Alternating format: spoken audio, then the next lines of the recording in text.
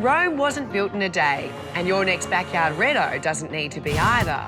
Melissa's found a garden so good, it's scary. Looking for shelving with a bit of character? Adam's pointing you in the right direction. Hey! What is going on here? See, I'm such an attentive husband. I went looking through your book and it said bubbles on the deck. So here I am, my dear. Why are you going through my notebook? And if you'd read more than the heading, you would have realised that actually the bubbles are referring to the spa bath just there. Of course they are. We're going to give this area a makeover for summer. Right, so what have you got planned? Lots of plans, of course. We're going to wash everything down first and then use paint on the spa bath and the deck here.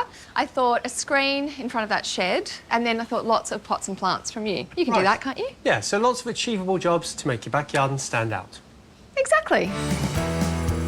Hey, now get your hands dirty and work them to the bone. Move things and kick up some dust. The only way to feel like you're getting anywhere is to get up every morning and get down to that primer and rust. Get down to that primer and rust. When you're painting and staining as many surfaces as we are here, it's super tempting to take a shortcut, save yourself half an hour and get stuck into it. But the time spent on the prep is going to repay you in the future. It could give you an extra year, maybe 2 years before you need to do it all again. So I'm using some deck clean on the deck. I'm going to scrub this on, leave it for 20 minutes, and then we're going to give everything a good pressure wash.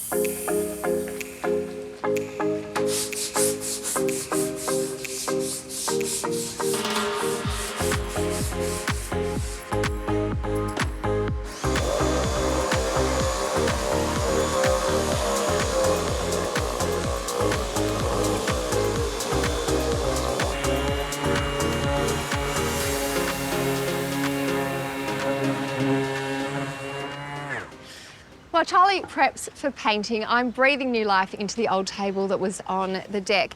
It's in pretty good nick, it's pretty solid, but it needs a cosmetic makeover. So I've just sanded it. I'm now going to dust it off, and then I'm going to use some metho because the last stain was oil-based, so it's left a bit of a residue. And that will mean that it's ready for the restain. Take a tab over all the lines, burn all the bridges we leave behind. Make a clean slate for a brand new life of hide and seek. I'm just a ghost that you think you saw, dragging my chains through all your halls. Ain't no one there for the curtain call. Come take a peek. So line 'em up and throw 'em back. Reality just makes me mad. Grab a hand, go round and round. We all fall down. So line 'em up and throw 'em back. To ensure an even finish, you want to do nice, big, long brush strokes along each length of timber. And of course, you want to seal those edges so that no moisture gets into the timber.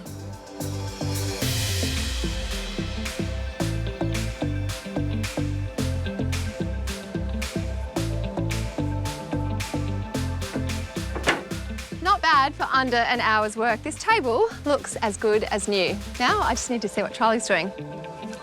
To screen the shed, as the wife desires, I am going to be building a timber screen. I'm going to be using this hardwood that will go horizontally. But first I need to build the frame. I've got 2 posts that are H4, and then I've got a top and a bottom rail, and I'll be putting 2 studs across here that I can attach it all to.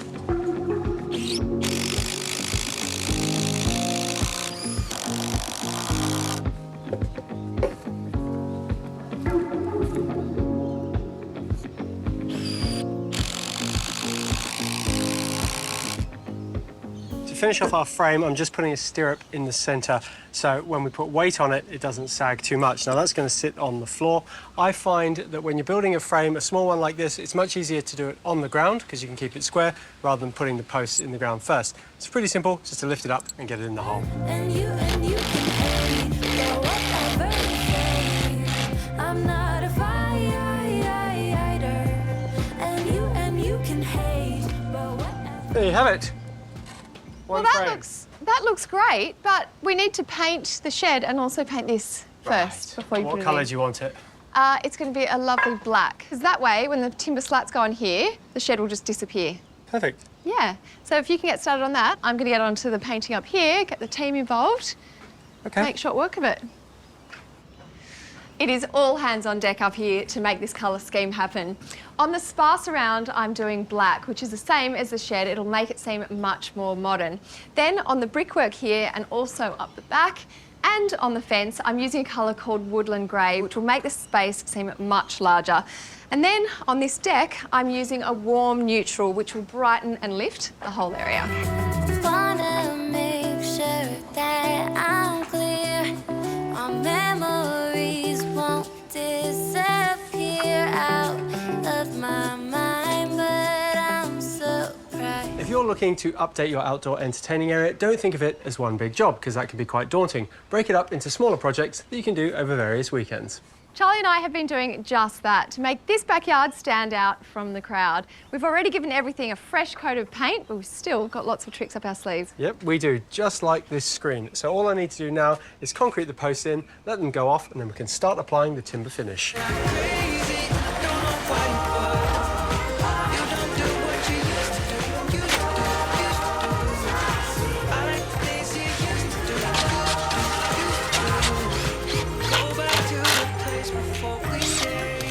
Whenever you're building a screen like this, it's really important to get the first board up and set properly, because it sets the level for all the others. Now you'll notice I've got a little piece of screening up here as well, so I can run a string line down so we can butt all the boards in to get a nice crisp edge. I'm using some offcuts of timber for our spacers, and we're using a combination of 42mm and 90mm decking boards. Now you can put this on however you like, we're just going for a random effect.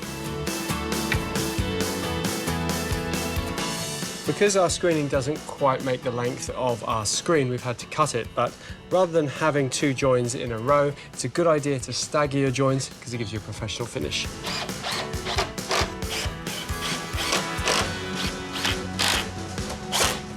And that is how you build a screen. Now I'm going to leave Greg to just put another coat of stain on this one. I'm going to go and see what the wife's doing.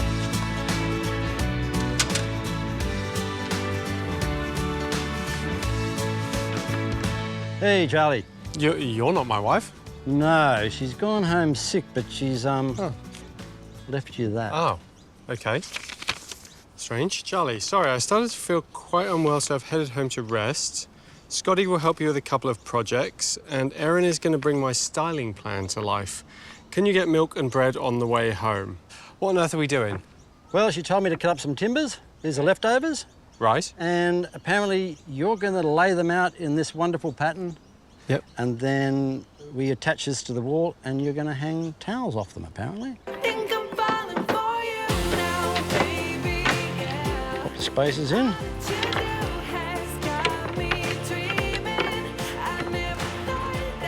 Somewhere about there. OK. Yeah, somewhere about there. OK. There you go. You don't smell as nice as Juliet. No, you don't look like her either. What next, my unfemale smelling friend? We just turn it over. OK. And Juliet has purchased these door stops, which Okay. we're going to attach. And apparently the towel just Hangs on that. Yeah. That's quite clever, isn't it? Then we dive back into love, love, love, love. Then we dive back into love, love, love, love. Then we dive back into Right. Knobs have been twiddled, and we are ready to go. I'm going to leave you to mount all of this, and I'm going to go play with some plants.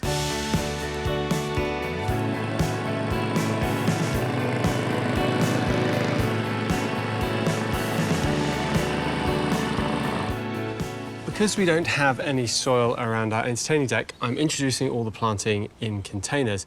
And I thought having some hanging baskets would be a really nice feature. But because I want a layered effect, I was thinking we could do it in a tier like this. But to achieve that, I need to alter these slightly. I need to drill a hole in here and just trim up this hook.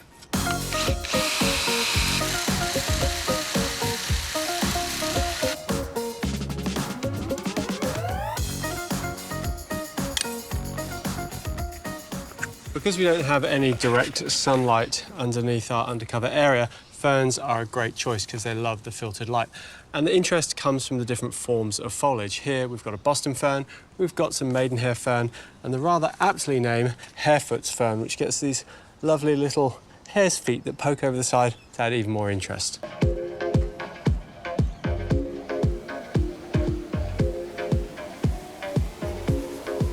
Jimmy, if you can give me a hand, put one up here, then I'll just take the weight of it if you can clip it through those holes. Yeah. That'll work. I think you got to take the weight of the other one. What, the bottom one? Yeah. Okay. So, this is how you do it. I take the weight of the bottom one, Jimmy puts it through the holes. There we go. Yeah, that works much better. For the rest of the garden, in the pots, we're going for bamboo. It surrounds the spa area and this whole entertaining space, giving us great vertical height, but without taking up too much room. Now, Erin, I can see my wife has got you busy doing lighting. What on earth is she making you do as well as this? I've just hung a chandelier, Okay. which will go in the dining room. Right. And then over there, we'll have the seating area. Okay. And then the third zone will be the barbecue area. Great, so then I can bring in some pots after? Absolutely, sounds All right, great. let's do it. I'll finish Sweet. up here.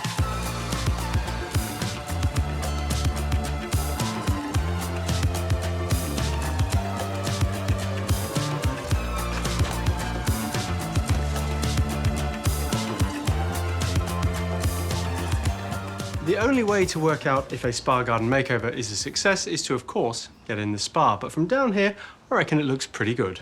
If all we have is tonight, we're gonna celebrate out in the moon. Everything's looking reinvigorated and refreshed, ready for summer, and I'm sure there's some jobs you can do at your place. Good God, man, how long have you been in here for? Juliet asked me to check it out with you. Weird. Hello, fellas. Welcome aboard, Jimmy. Thank you. I think I need to get out. If all we have is tonight.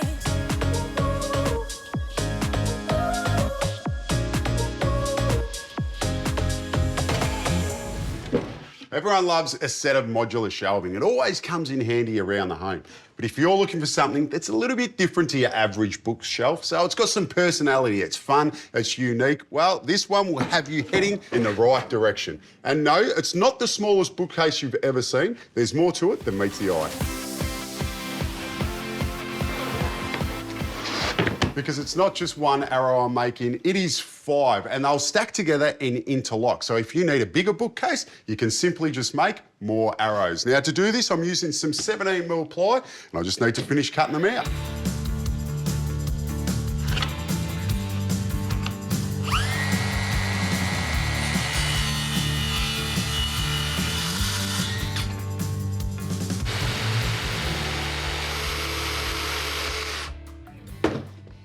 And that is the back end of our bookcase complete. So let's talk about the dimensions. How did we get to this size? Well, basically, it's all worked off the size of an A4 book. So if we look in here, they'll fit in nicely. But what about this triangle? Well, that's what's going to allow it to stack together and interlock. So if we follow this centre line down here, and I've got it marked, so they're equal distances on each side. So if I get another backing board, you'll see that that simply interlocks there, lines up with a centre line, and we can have another one coming off this side.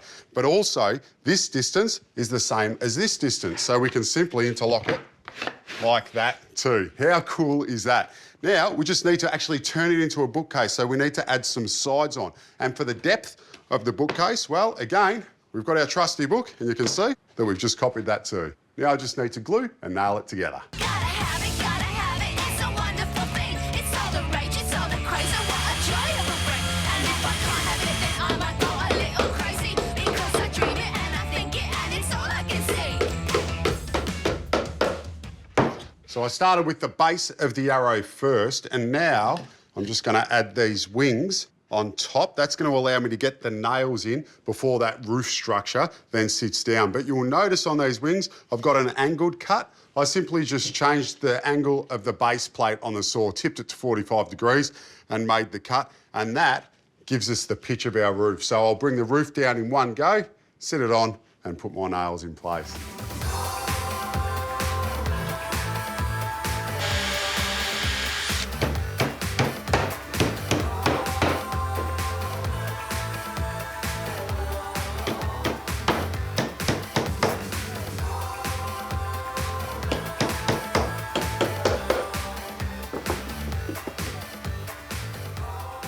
Final piece of the puzzle, or the arrow in our case.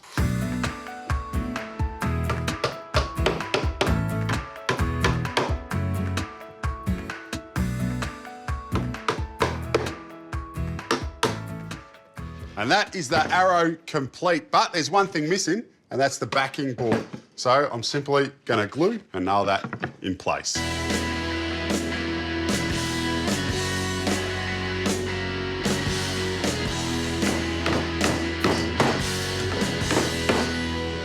Now I'll go around and fill all these holes, give the whole lot a good sand, and then give it a coat of clear. I'm back again, and I'm back to win. Fear in their eyes, all bets are in. All's on me again. I'm on the rise, like the wind. I fight to the end, can't compromise. I came to win, and you came to defend. Oh, nobody here can stop me. I get everybody talking. And to really make our arrow pop, I'm just going around the edges with some black paint.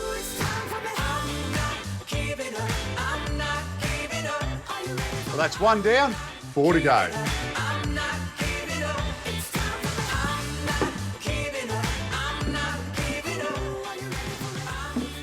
Ooh, I reckon this one has to go to the right. That means there's only one spot this one can go. Has to be pointing up. Look at that. I'll tell you what, if that isn't a quirky bookcase, well, I don't know what is. But I do need to make the point. See what I did there? You want to make sure that you fix all these in place and attach it to the wall because you don't want it to come tumbling down. There's only one thing left for me to do. That's to go find some books to put in here.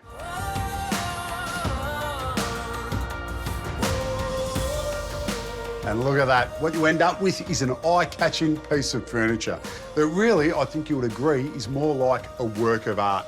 It's easy to build, it's cost-effective, it's straightforward, and if you ask me, it really stacks up.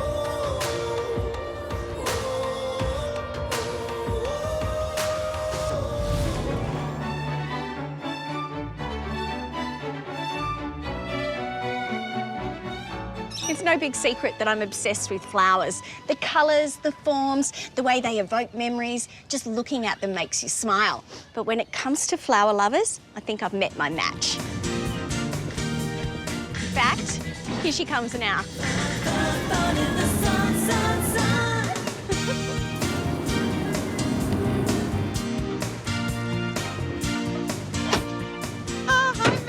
Hi, Petrina, I'm loving this car and the flowers. For you.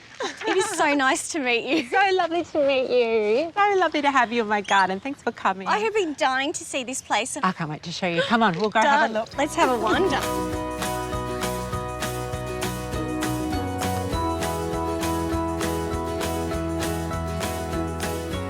If your front garden looks this good, I can't wait to see the back. Oh, she's a bit of a fairy tale.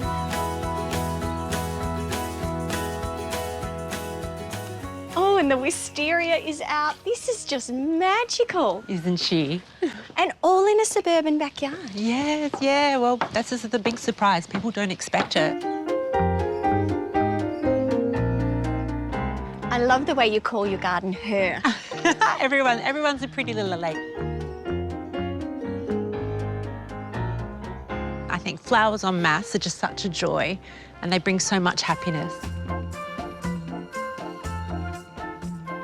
Here you've obviously got all bulbs for spring. And it's a little bit wild. I kind of like that. You've let things kind of just go with the flow. Yes, that's how I go. I think I just trial and error. So if she works, she works. If she doesn't, not to worry. Try again next year. Yeah, that's part of the fun of gardening, right? Absolutely. Give it all a go. I'm always keen to know, why people have fallen in love with gardening. So what was it for you? What was your passion? So for me, I think I've always loved flowers and I've been a florist since the age I was 16. When you used to do work experience in high school. So I started as a florist. I started doing work experience in a nursery. Yes, so there you go. We have that in common. So then, and then I was an international flight attendant because I could see the gardens all over the world, which I absolutely loved. And then when I came home, I combined my garden passion and love of growing flowers. I put the two of them together and made magic. You did make magic.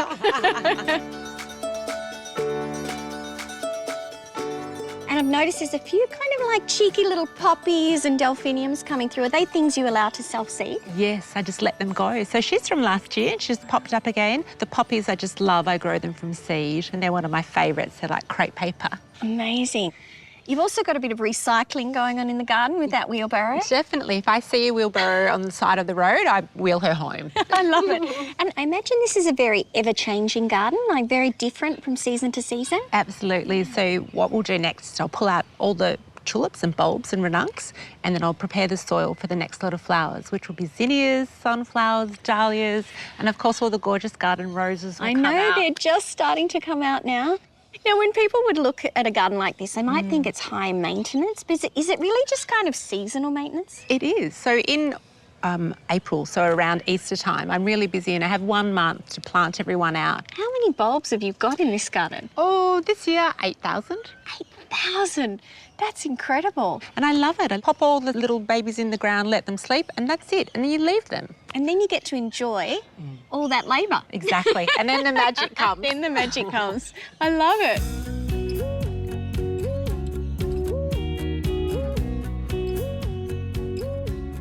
Gosh, there's colour everywhere you look in this garden, but I love the way that you've got the bulbs both in pots as well as in the garden beds. Yeah. I used to live in a really small courtyard, and that's where I learnt to use this small space, and I love planting in containers. And tulips feature pretty strongly. Is that because they're a favourite? Absolutely. Love a tulip. And you can just make such an impact from a tiny little pot. And do you allow them in the pots to complete their life cycle there? Yeah. Or you have to cut them? No, I let them go because then you get that beautiful show all through spring. But in another section of the garden, I have the pick patch. So that's where you can help yourself. Beautiful. The pick patch, I love that. And I love that you're also using the winter spring annuals together with the bulbs. Yeah, that lasagna technique. So we put the bulbs in first and the tulips, the ranuncs, and then the pansies on top. And the cherry blossoms as well. Look at that. Yeah, they're gorgeous. And I put them in wine barrels. I find they're really effective. Yeah, I think a lot of people don't necessarily think about planting like small trees or weepers in big pots, but gosh, they work well. Absolutely. This is my beautiful Mount Fuji. She's about 8 years old. Gorgeous. Really says spring, doesn't it? Yeah. Get swept along, only looking for the stars. So I'm running home.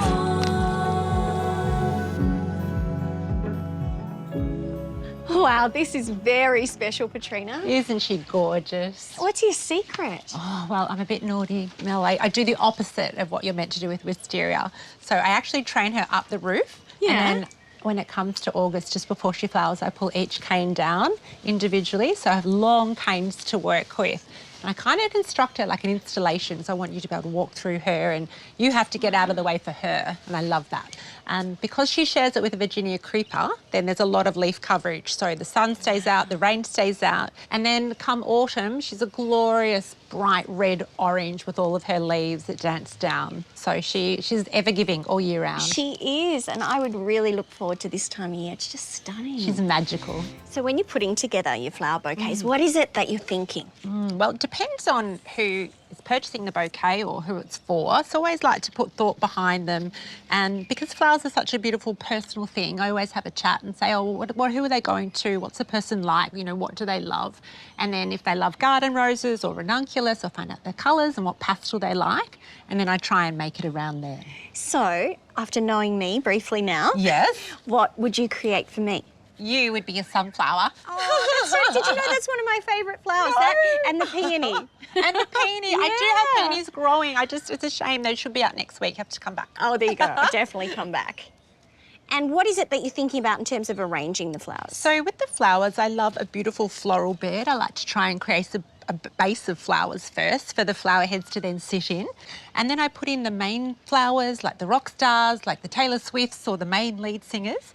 And they're usually the larger flowers, like the ranuncs or the tulips. And then you have their backup singers. And I pop them in, and they're the support crew, so a little bit smaller in size. Yeah. And then I put in like the airy-fairy to give it that flow and that movement. So I've got anemones or poppies just for some flow, because I like to try and see it like the ocean. So to think of it as like a wave. So you never see Mother Nature, she's never straight or stiff. You know, she's always organic and free-flowing. And there is perfection in that imperfection, isn't there? Absolutely, and that's what I love about gardening. I never aim for perfection, ever. I just let the flowers create their magic. So for people at home that are creating floral bouquets, what sort of tips have you got for them to make the flowers last longer in the vase? I think what you could always be mindful of is just where they're positioned. So, for example, you know, you never really want them in direct sunlight, and just make sure that you snip too. Keep them fresh every few days, give them a snip and change the water.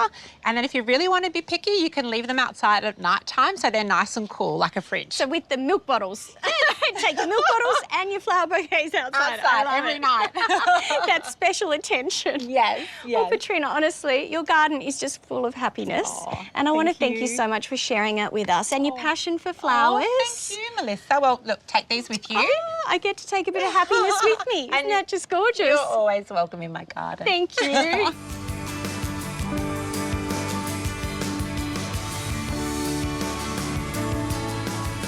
As a chef, throughout the whole of my career, there is one question I am asked about cooking all the time. Well, it's about pork crackling, of course. It's how do I get it perfect at home? Well, today I'm giving away all my secrets. I'm making a crispy pork belly with grilled greens and a yuzu sesame dressing. It is going to be delicious.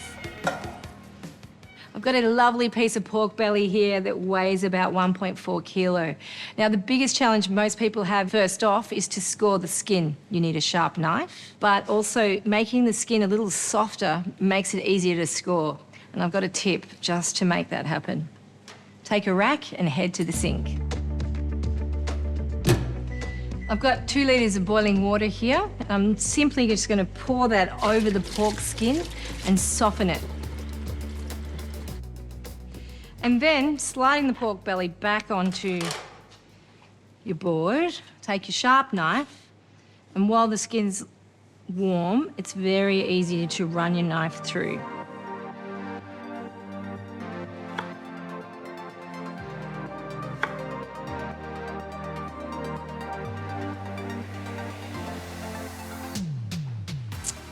Once you've scored the skin, just grab some paper towel and just take the moisture out of the skin and the other side of the pork. And then I'm going to pop it back on the rack in a baking tray and rub it with some salt. Now, this will start to dry out the skin beautifully. If you have the time, you would leave the salt rubbed into the skin overnight. But if you don't, a couple of hours at room temp will work almost the same.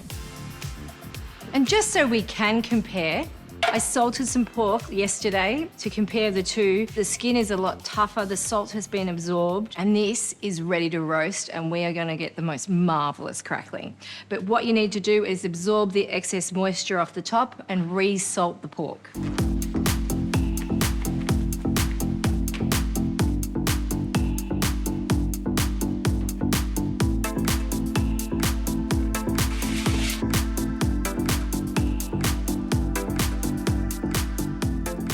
That's the skin salted. Now, before I roast the pork, I like to put some moisture in the bottom of the tray. So I'm just using some water and about a litre. As the pork is cooking, the moisture absorbs the fat that drips off and stops the pork burning, but it also lends moisture to the pork on the underside. I'm going to throw in a few star anise because this pork belly is destined for an Asian inspiration dressing. And into the oven at 150 degrees for 1.5 hours. Let's get cracking with the salad.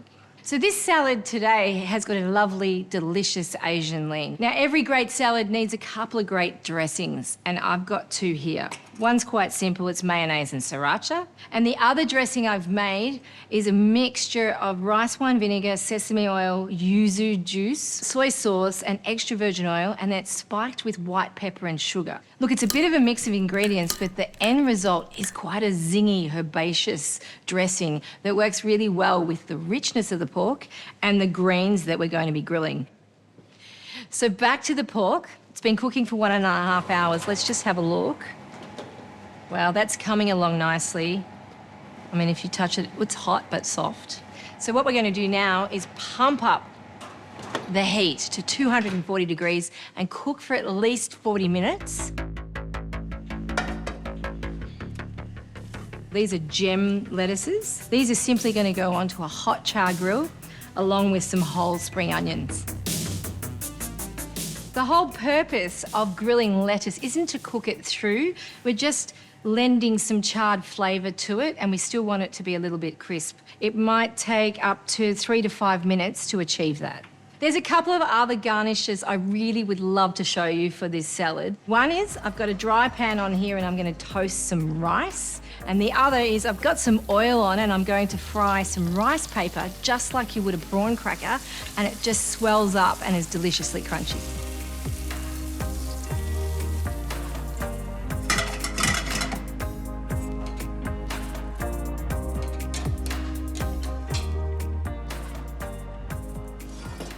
That's the greens grilled, and to finish the rice off, just a little bit into a mortar and pestle and grind it to a fine powder.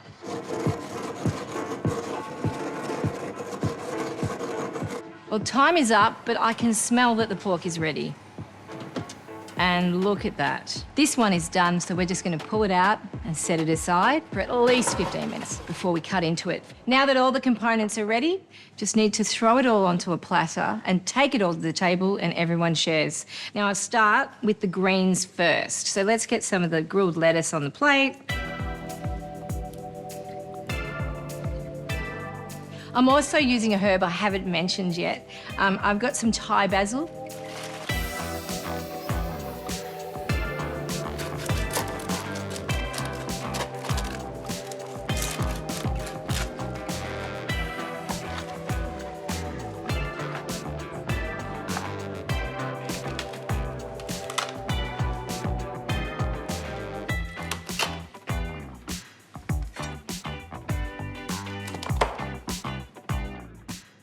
And that's it for the pork. Now let's spoon over the dressing. So I do spoon a little bit over the actual pork and also a lot over the greens. And a little bit of the toasted rice, like I'm talking about a tablespoon, over the pork. It's sensational with the richness. What a feast for the eyes and also the belly. Crispy pork belly and grilled greens with a delicious sesame yuzu soy dressing. This seriously is a feast that you will be talking about for years.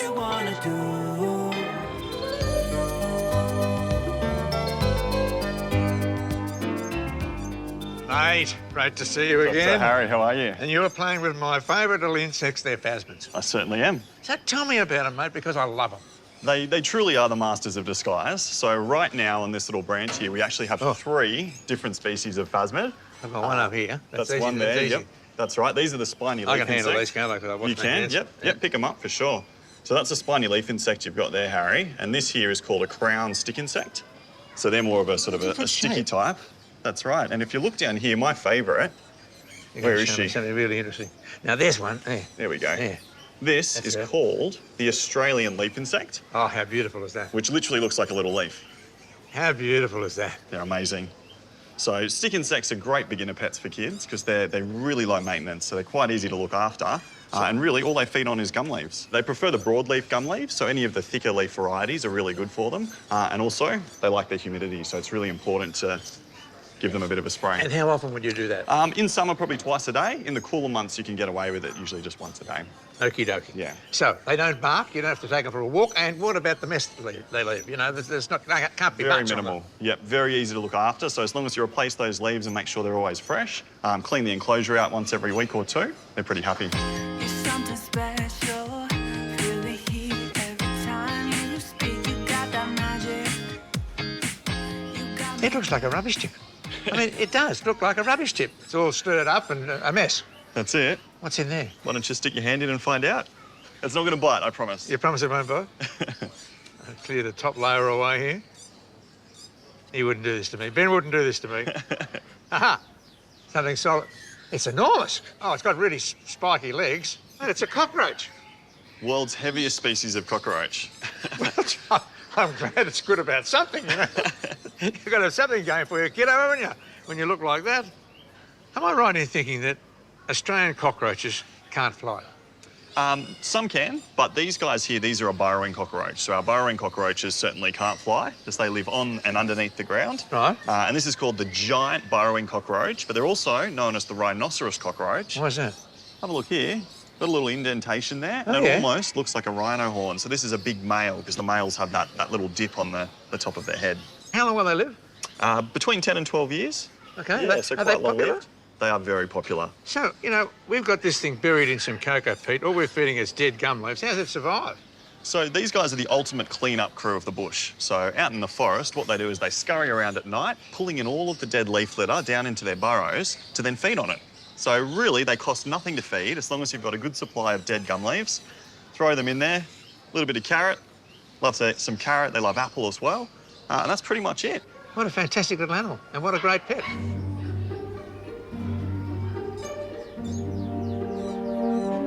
We had to get to this department, didn't we? We did. We could not possibly go around the store without getting to this area. That's my favourite. It is your favourite, isn't it? You just want to get stung. This is a scorpion. That's it. On to Dr. Harry, there we go. So your scorpions they are carnivores. So they eat little insects, so you feed them things like crickets, they like cockroaches, you can give them the odd mealworm, silkworm. Pet's fingers?